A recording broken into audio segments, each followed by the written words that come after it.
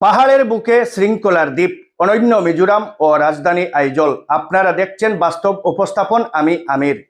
ভারতের উত্তর পূর্বাঞ্চলের নীল পাহাড়ের দেশ মিজোরাম শুধু প্রাকৃতিক সৌন্দর্য নয়, বরং সামাজিক শৃঙ্খলা, উচ্চশিক্ষার হার এবং ট্রাফিক সচেতনতায় এই রাজ্য এখন গোটা দেশের কাছে এক উজ্জ্বল দৃষ্টান্ত।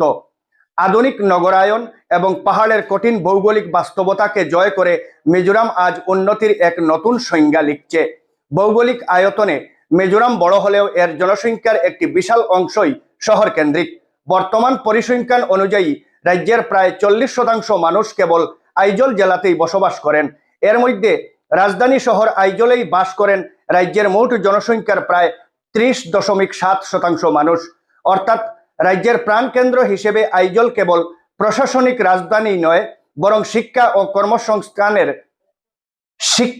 ও কর্মসংস্থানের প্রধান চেরাগ হয়ে দাঁড়িয়েছে। আইজলের আঁকাবাঁকা সরু পাহাড়ি রাস্তায় গাড়ির ভিড় থাকলেও নেই কোনো বিশৃঙ্খলা।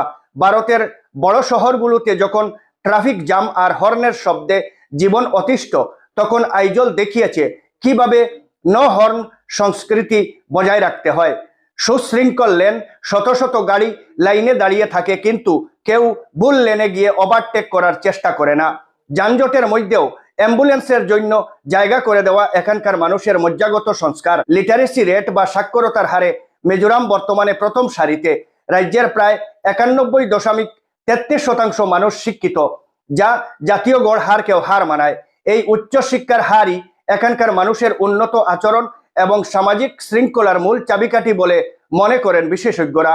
সমুদ্র পৃষ্ঠ থেকে প্রায় 1132 মিটার উচ্চতায় অবস্থিত আইজল শহরটি পাহাড়ের খাজে খাজে গড়ে উঠেছে।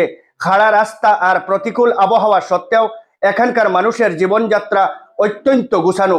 পশ্চিমা সংস্কৃতির প্রভাব এবং নিজেদের জাতিগত ঐতিহ্যের এক চমৎকার মিশেল দেখা যায় এখানকার প্রতিটি কোণায়।